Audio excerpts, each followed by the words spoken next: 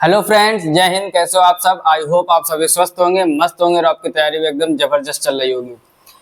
जैसा कि आप लोगों ने थंबनेल में देखा होगा, ये नंबर सिस्टम की क्लास 4 है। इसके पहले 3 क्लास हो चुकी है, जिसमें 2 क्लासों में हम लोगों ने क्लासिफिकेशन ऑफ नंबर्स पढ़ा था, यानी संख्याओं के प्रकार डिटेल में। अगर आपने वो नहीं पढ़ा है तो उनको जरूर देखना। और तीसरी क्लास में हम लोगों ने 5 क्वेश्चन किए थे। कहने को केवल वो 5 क्वेश्चन थे, कम से कम उससे रिलेटेड 30 क्वेश्चन या 40 क्वेश्चन बन सकते हैं, जो कि हमने हर एक टाइप का क्वेश्चन उसी में कॉन्सेप्ट और समझाने का प्रयास किया। अब ये है चौथी क्लास इसकी, आज नंबर सिस्टम की। और आज हम लोग क्वेश्चन नंबर 6 से करेंगे, जो क्वेश्चन बचे हुए थे। ध्यान से समझना एक एक चीज को, क्योंकि जब तक आपके अंदर डाउट रहेगा तो आपका एक भी कॉन्सेप्ट क्लियर नहीं होगा। तो केवल टिक लगाते हुए हम नहीं चलेंगे, इसके पहले भी लेक्चर में हमने बताया था। अब ध्यान से समझिए, जैसे ये क्वेश्चन दिया गया है आपको, क्वेश्चन दिया है 0.23 और इस पर बार का निशान पड़ा। ऊपर ये जो चिन्ह बना हुआ है इसको पढ़ते हैं बार, और इसके आगे कह रहा है 1, फिर डॉट डॉट डॉट लिखा हुआ है और आगे लिखा हुआ है। यानी ये 0.23 इस पर बार का निशान लगा। ये कैसी संख्या है? ऑप्शन में आपका दिया गया अपरिमेय संख्या है, या परिमेय संख्या है, या अभाज्य संख्या है, या भाज्य संख्या है। सबकी डेफिनेशन हमने पहले लेक्चर में बताई थी, पूरा ग्राफ बनाते हुए क्लियर। उसका लिंक नीचे डिस्क्रिप्शन में मिल जाएगा, आप उसको जरूर विजिट कीजिए।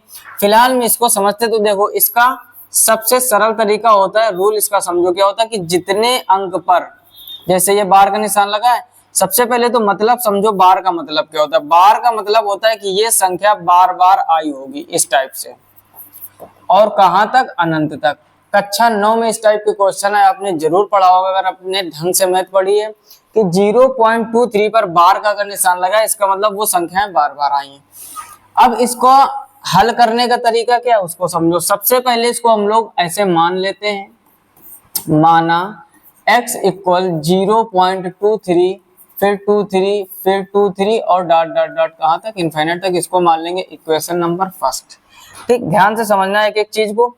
उसके बाद में फिर हम लोग क्या करते हैं, इसमें गुणा कराते हैं। सबसे पहले लिखेंगे दोनों पक्षों में, ये एकदम बेसिक हम बता रहे हैं। अभी आपको हम ट्रिक भी बताएंगे कि आप ट्रिक से कैसे पता करें, क्योंकि आप सभी लोग जानते हो कोई भी एसएससी का एग्जाम ऐसा नहीं जिसमें 1 मिनट से ज्यादा समय आपको एक क्वेश्चन के लिए दिया जाए।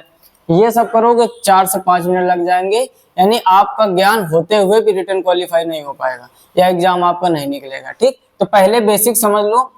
दोनों पक्षों में क्या लिखेंगे? दोनों पक्षों में 10 का गुणा करने पर। ठीक, एक एक जीरो कुल मिला के बढ़ाते रहते हैं। तो आप ध्यान से समझो, जब दोनों पक्षों में आप 10 का गुणा कर दोगे तो यहाँ पर क्या हो जाएगा? ये हो जाएगा 10x, और इसका जो ये दशमलव है ये एक अंक आगे बढ़ जाएगा, यानी ये हो जाएगा 2.3, फिर 2.3, फिर 2.3, फिर 2.3 और एक आता ऐसे चलता रहेगा। इसको चाहो तो समीकरण 2 मान लो। फिर क्या करते हैं, उसके बाद फिर 10 का गुणा करेंगे। और ये रूल क्या है गुणा करने को वो समझो। जैसे आपने यहाँ पर देखा कि 0.23 बार, यानी जितने अंक यहाँ पर होते हैं, जैसे यहाँ पर 2 अंक थे, 2 अंक पर बार का निशान लगा था, तो 2 अंक जब तक वो सेम रिपीट नहीं होते रहेंगे, या फिर ऐसे आप लॉजिक बना लो कि 2 अंक था तो 2 जीरो होने चाहिए। ठीक, यानी आप अब क्या करेंगे, फिर से गुणा करेंगे। यहाँ पर लिखोगे आप पुनः 10 का गुणा करने पर। ठीक, तो इधर क्या हो जाएगा, इधर हो जाएगा 100x, और इधर इसका ये दशमलव फिर एक अंक आगे शिफ्ट हो जाएगा, तो ये हो जाएगा 23, फिर 23, फिर 23, और ऐसे चलता रहेगा इनफाइनाइट तक। अब क्या करेंगे, इसको मान लेंगे समीकरण नंबर 3। इसको क्या मान लेंगे? समीकरण नंबर 3। अब करना क्या है, आपने देखा यहाँ पर 2 अंक थे, यहाँ पर कितने अंक हैं? 2 अंक, उस पर बार का निशान लगा है। और एक चीज ध्यान दो जरा, यहाँ पर 2 अंक के बाद, यानी जितने अंक पर दशमलव होता है वो दशमलव के इधर आने चाहिए। मेन लॉजिक ये होता है। तो अब समीकरण 1 और 3 को घटा देंगे, तो यहाँ पर आप लिखोगे समीकरण 3 में 1 घटाने पर। समीकरण 3 में 1 घटाने पर तो ये हो जाएगा 100x इक्वल 23.23.23.223 ऐसे डॉट डॉट डॉट, और इधर हो जाएगा x इक्वल 0.23, फिर 23, फिर 23, ऐसे चलता रहेगा। अब ध्यान से समझना आप लॉजिक यहाँ पर। ठीक, फिर अभी आपको हम इसकी ट्रिक भी बताएंगे कि आप डायरेक्ट कैसे करें। अब क्या करेंगे, यहाँ घटाएंगे, तो आप गौर से देखिए 100x में जब आप एक x घटाओगे तो कितना बचेगा? 99x। इधर देखो दशमलव के बाद की जो वैल्यू है अनंत तक यहाँ भी, अनंत तक यहाँ पे, और दशमलव के बाद ये भी वैल्यू सेम है, तो दशमलव के बाद वाली वैल्यू कट जाएगी, बचेगा क्या, केवल 23। तो यहीं पर इसको जब आप सॉल्व करोगे तो x का मान आ जाएगा 23/99। अब आप ही बता दीजिए कि ये कैसी संख्या है। ऑप्शन क्या दिए गए आपके, अपरिमेय संख्या, बिल्कुल नहीं, क्योंकि अपरिमेय संख्या नहीं, p/q के रूप में है। दूसरा लिखा हुआ है परिमेय संख्या, ऑप्शन बी सही हो जाएगा। अभाज्य संख्या है और भाज्य संख्या, ये दोनों गलत हो जाएंगे, क्योंकि अब ध्यान से समझो, इसका जो आंसर आया है वो आया है क्या, यहाँ पर लिखे दे रहे हैं हम 23/99। अब गौर से देखो आप, इसमें सभी जो नियम परिमेय संख्याओं के हैं वो सॉल्व हो रहे हैं, यानी p/q के रूप में है, q 0 नहीं है, p और q दोनों पूर्णांक है। इसके पहले जो हमने 5 क्वेश्चन किए थे उसमें सब में हमने बड़ी डिटेल से समझाया था। तो ये है इसका बिल्कुल बेसिक मेथड, लेकिन ये आपको एग्जाम में नहीं लगाना है। क्लियर हो गई बात? पहले आप इसका स्क्रीनशॉट ले लीजिए जल्दी से।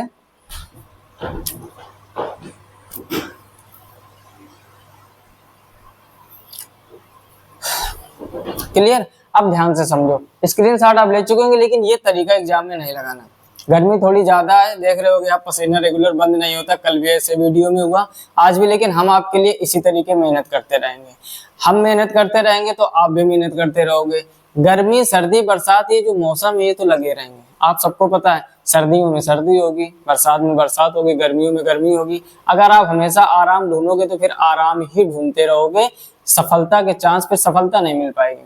आप खुद समझिए ना, हमारे माँ बाप हम लोगों के लिए कितनी मेहनत करते हैं, सोचिए जरा। भयानक सर्दी में जब हम लोगों को पढ़ने का मन नहीं होता है, उस समय जब गेहूं में पानी लगाना पड़ता है ना, जो गांव के लोग होंगे अच्छी तरीके से समझ, रात के 2 बजे 3 बजे इतनी भयानक सर्दी में खेत में पानी लगाने का काम पिताजी करते हैं। भयानक सर्दी में जब हम लोग पढ़ नहीं पाते तो मम्मी हमारे साथ में बर्तन धोने काम करती, खाना बनाने काम करती। तो जब माँ बाप हमारे लिए इतनी मेहनत कर रहे हैं, उनकी सिर्फ एक ही चाहत है, क्या, कि आप पढ़ लिख कर अपने जीवन में कामयाब हो जाएं। सोचो, माँ बाप वो इंसान होते हैं जो केवल आपका भला चाहते हैं, सीधे शब्दों में ये कह सकते हैं। कहने का मतलब, माँ बाप दुनिया के वो इंसान हैं जो अपने बच्चों का हमेशा भला चाहते हैं, उनको चाहे जितना कष्ट हो जाए। जैसे हम लोगों को जब हम पढ़ते थे, अभी भी पढ़ते हैं या आप लोग पढ़ते हो, उनकी सिर्फ एक इच्छा है कि आपका जीवन अच्छा हो जाए। सोचने वाली बात है कि माँ बाप इस वजह से मेहनत कर रहे हैं, इस वजह से परेशान है कि आपका जीवन सही हो जाए, ना कि उनका। उनका तो जीवन लगभग व्यतीत हो गया जो संघर्ष वाला था। अब वो जो संघर्ष कर रहे हैं ना, वो सिर्फ आपके लिए कर रहे हैं कि आपका जीवन अच्छा हो जाए, आपको वो दर दर की ठोकरें ना खानी पड़े जो उन्होंने खाई है, या ये जो जमाना है ना, दर दर की ठोकरें देगा आपको। उन सब से बचने के लिए वो आपको पढ़ा रहे हैं कि आप अपने जीवन में कुछ कामयाब हो जाएं। और फिर भी यदि आपको ऐसा लगता है कि पढ़ाई में मन कैसे है, पढ़ाई में मन नहीं लगता है, तो अगर ये आप सोच रहे हो तो फिर जीवन में कुछ हो नहीं सकता है। यकीन मानो, आप कुछ नहीं हो सकता है। इसलिए गर्मी सर्दी बरसात सब त्याग दीजिए, मेहनत करिए और केवल मेहनत करिए। अपना फ्यूचर डिसाइड कीजिए कि हमको क्या करना है, और उसके लिए प्रतिदिन 1% बस आप अपना अच्छा कीजिए। आई होप आप बात समझ रहे होंगे। यदि आप पर डे 1% अच्छा करेंगे तो आने वाले कुछ समय बाद आप समझ सकते हो कि एक दिन आपका 100% सही हो जाएगा। उसके लिए मेहनत करनी पड़ेगी। एक दिन में अचानक बदलाव नहीं होता कि अचानक एक दिन टाइम टेबल बनाया, आज से 15 घंटे पढ़ेंगे, या कोई रील्स देख ली किसी सिलेक्टेड व्यक्ति की, अचानक एकदम जोश बढ़ जाता कि आज पूरी रात पढ़ेंगे। इससे कुछ नहीं होगा। ये एक हैलोजन की तरीके चमक होती है जो थोड़ी देर बाद फ्यूज हो जाएगी। आप दीपक की तरह जलिए, धीरे धीरे जलिए, लेकिन निरंतर जलते रहिए। धीरे धीरे पढ़िए, कम पढ़िए, लेकिन रेगुलर पढ़िए, आपको सफलता जरूर मिलेगी। अचानक आपके अंदर एक दिन जोश आ जाए और आप 2-3 रात तक सो ही नहीं रहे, लगातार पढ़ते जा रहे, तो फिर इससे कुछ नहीं होना है। ये बस 4 दिन की चमक होती है ना, ये कहावत है, 4 दिन की चांदनी और फिर अंधेरी। बाकी आप समझते हो क्या होता है, ठीक। तो आप ध्यान से समझो, इसका हम कॉन्सेप्ट समझाते हैं, यानी इसका शॉर्टकट क्या है। जब भी क्वेश्चन आपके पास, ध्यान से समझो, जब भी क्वेश्चन इस टाइप का आ जाए, जैसे 0.3 पर बार लिखा है, तो बस नियम क्या है, जितने अंकों पर यहाँ हम लिखे दे रहा है और आप अपने नोटबुक में नोट कीजिए। जो लोग नोटबुक नहीं बना रहे, नोट्स नहीं बना रहे, आप जब भी बैठिए रजिस्टर पेन कॉपी पेन लेकर बैठिए, ताकि आप नोट्स साथ में बनाते चलो। कई सारे लेक्चर हो जाएंगे, फिर आप नोट्स नहीं बना पाओगे और फिर से आपको वीडियो को देखना पड़ेगा। तो जितने अंक पर बार का चिन्ह बना हो या लगा हो, ठीक, दोनों चीजें, बार का चिन्ह बना हो या लगा हो, उतने ही 9 नीचे लिख देते हैं। बस आप एक बार समझ लो, बस आसानी से आ जाएगा आंसर। अब हमने यहाँ पर क्या लिखने का प्रयास किया, समझो थोड़ा सा। हमने बोला कि जितने अंक पर बार का चिन्ह बना हो या लगा हो उतने ही 9 नीचे लिख देते हैं। अब आप ही बताइए कि 23 लिखा हुआ है, यानी इसमें टोटल कितने डिजिट है, 2, तो उतने ही नीचे 9 रख दीजिए, बस क्या इसमें दिक्कत है। 2 अक्षर हैं तो 2 9 रख दीजिए, 3 अक्षर हो तो 3 9 रख देंगे। अब आपको पेन भी नहीं उठाना पड़ेगा और 2 से 4 सेकंड में आप आंसर अपना सही वाला टिक कर पाओगे। जैसे आपके सामने एक और एग्जांपल लेते हैं, हमने लिख दिया 0.235 और इस पर बार लगा दिया। हमने आपसे कहा ये कैसी संख्या, तो अभी आपको कंफ्यूजन नहीं करना, 3 अंक पे दशमलव और बार लगा तो 235, नीचे कितना हो जाएगा 999। तो ये इसका शॉर्टकट मेथड है और यही मेथड आपको हर एक एसएससी के एग्जाम में लगाना है। क्लियर, अपने नोटबुक में नोट कर लीजिए कि दशमलव के बाद जितने अंक पर बार का निशान लगा होता है उतने ही 9 नीचे रख देते हैं और फिर वो P/Q का फॉर्मेट बन जाता है और फिर उसे कहते हैं परिमेय संख्या। क्लियर हुआ पॉइंट। चलिए फिर नेक्स्ट क्वेश्चन देखते हैं। अगला देखते हैं 7 नंबर। 7 नंबर में लिखा हुआ है निम्नलिखित में से कौन सा सही है, 2 अपरिमेय संख्याओं का योग। ध्यान से समझो, कह रहा है 2 अपरिमेय संख्याओं का योग, 2 अपरिमेय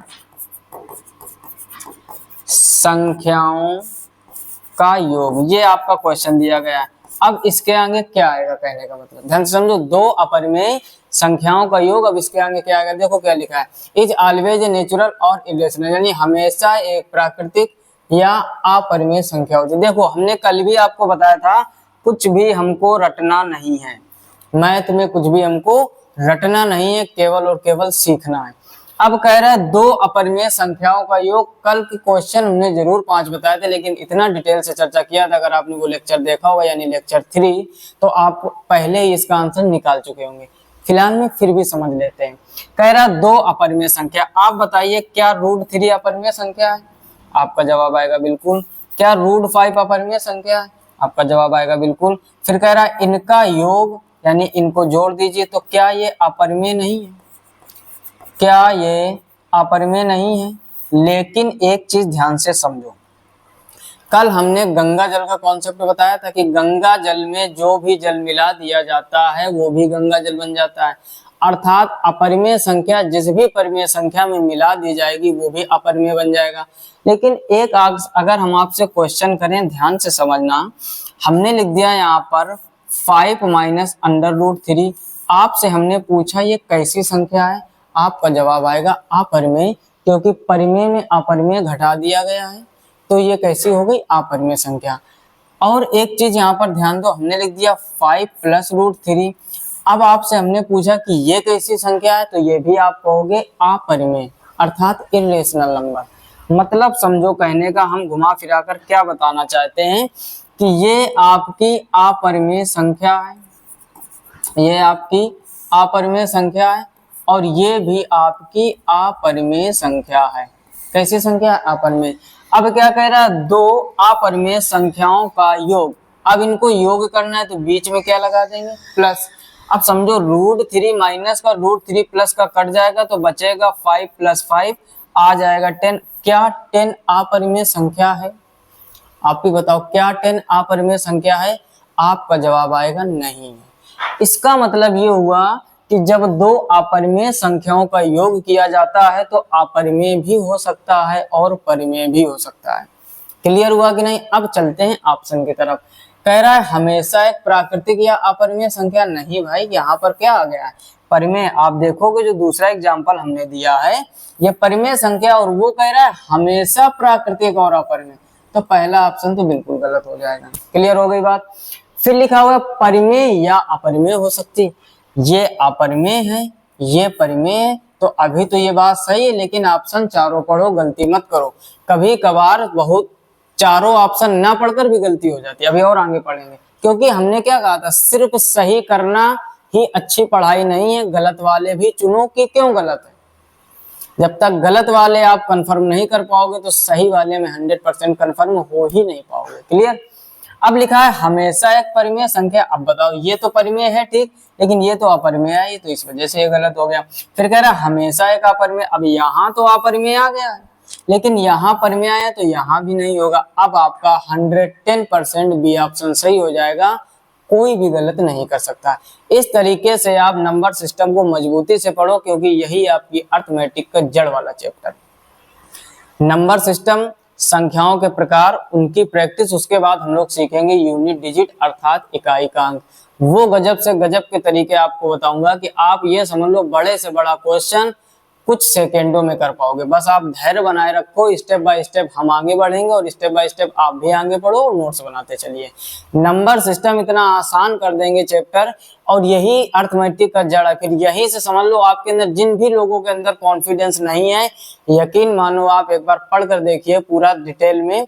जब आप सीख जाएंगे आपके अंदर वो कॉन्फिडेंस आएगा जैसा हमारे खुद के अंदर है। जैसा हम कॉन्फिडेंट रहते हैं कि नहीं हम एकदम सही करेंगे कि बी ऑप्शन इसका सही है, कोई काट के दिखाए। इस तरीके से आपके अंदर भी कॉन्फिडेंस आएगा। अगर वीडियो लेक्चर आपको अच्छे लग रहे हैं तो नीचे कमेंट जरूर किया कीजिए।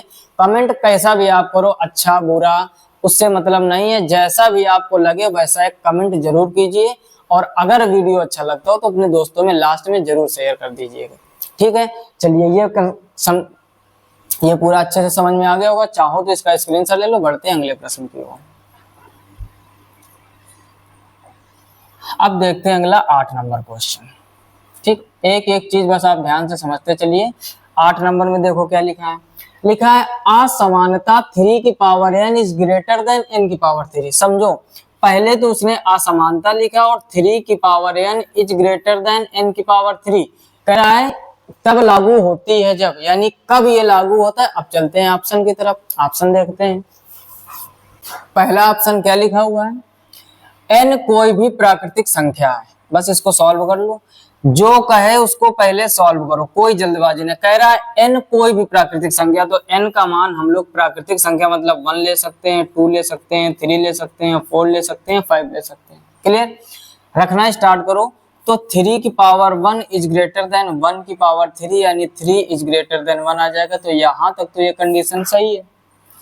2 रखते हैं तो 3 की पावर 2 इज ग्रेटर देन 2 की पावर 3, 3 का वर्ग 9 हो जाएगा और ये 8 होगा। यहाँ भी बात सही है। और आगे बढ़ते हैं, 3 रख कर देखते हैं। तो 3 की पावर 3 इज ग्रेटर देन 3 की पावर 3, 27 इज ग्रेटर देन 27। क्या 27 27 से बड़ा होता है? आपका जवाब आएगा नहीं। बिल्कुल सही बात है कि 27 27 से बड़ा नहीं हो सकता। हमने आपसे कहा आप खुद से बड़े हो या आप खुद से छोटे हो, तो क्या ऐसा हो सकता है? कोई भी व्यक्ति, कोई भी डिजिट स्वयं से ना बड़ा होता है ना स्वयं से छोटा होता है। क्लियर हुई बात। अब देखते हैं आगे। अब ऑप्शन पढ़ते, तो पहला ऑप्शन तो गलत हो गया। क्यों? कह रहा है n कोई भी प्राकृतिक संख्या हो सकती है। आप गौर से देखिए, 3 लिया हमने नेचुरल नंबर, वो नहीं हो सकता, इस वजह से पहला गलत हो गया। आगे फिर लिखा है n 2 से बड़ी एक प्राकृतिक संख्या। देखो, 2 से बड़ी जो प्राकृतिक संख्या होती है वो होती है आपकी 3, और 3 पर पे सेटिस्फाई हो नहीं रहा है, क्योंकि 27 27 से बड़ा होगा नहीं। इसका मतलब ये है कि जो आपका दूसरा है वो भी गलत हो गया। हमने क्या कहा, जब भी क्वेश्चन लगाओ ऑप्शन को गलत करना भी सीखो कि क्यों गलत है, और 100% कॉन्फिडेंट रहो उस पर। तीसरा क्या है, n 3 से बड़ी एक प्राकृतिक संख्या है। 3 से बड़ी यानी 4 5 6 7 8 ये ले सकते हो, 3 से बड़ी हो गए। लेकिन 1 और 2 पर भी तो सेटिस्फाई हो रहा है।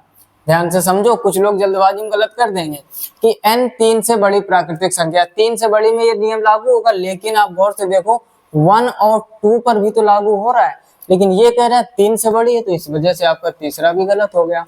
चौथा लिखा हुआ है 3 को छोड़कर एक प्राकृतिक संख्या है। बिल्कुल बात सही कि यदि हम 3 को ना ले, क्योंकि 3 की पावर 3 इज ग्रेटर देन 3 की पावर 3, ये कंडीशन गलत हो जाएगी। यानी 3 को छोड़कर बाकी इधर 1 और 2 और उधर 4 5 6 7 8 9 10 जहां तक आपका मानो हर एक डिजिट सेटिस्फाई होगा, बशर्ते 3 को छोड़कर। तो इसका ऑप्शन जो है आपका चौथा एकदम सही हो जाएगा। आई होप आप पॉइंट अच्छे से समझ गए होंगे। जल्दी से स्क्रीनशॉट ले लिए, बढ़ते हैं अगले प्रश्न की तरफ।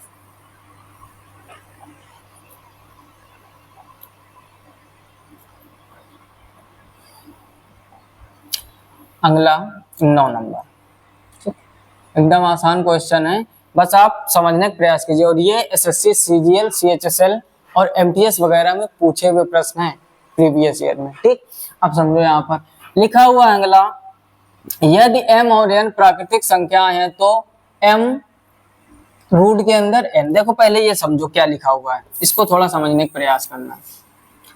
ठीक, कुछ चीजें जब आप बेसिक से समझोगे तभी अच्छे से समझ पाओगे। जैसे हम लिख दें √5, तो इसका मतलब क्या होता है? तो इसका मतलब होता है 5 की पावर 1/2। ध्यान से समझो, जब हम लिख देते हैं क्या √5,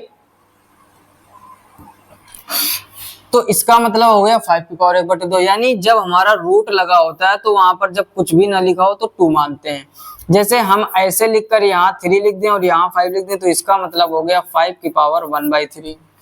अगर हम अंडर रूट के अंदर 5 लिख के यहाँ 4 लिख दें, तो इसका मतलब ये हो गया 5 की पावर 1/4। अब तो बात आप समझ गए होंगे।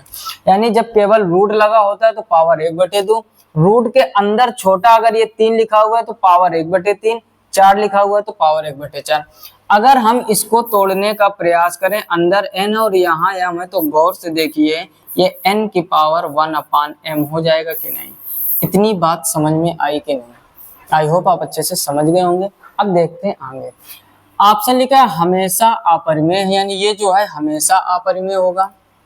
चेक करते हैं, देखो कुछ भी रटना नहीं है, उसने कहा हमेशा अपरिमेय होते हैं। इसको चेक कर लेते हैं बड़ी आसानी से कि कैसे हमेशा अपरिमेय होगा। जैसे n का मान लिया हम लोग, यहाँ ने n बराबर मान लिया 27। ध्यान से समझो, n क्या मान लिया 27। तो अब गौर से देखो, ये हो जाएगा 27 की पावर 1/m।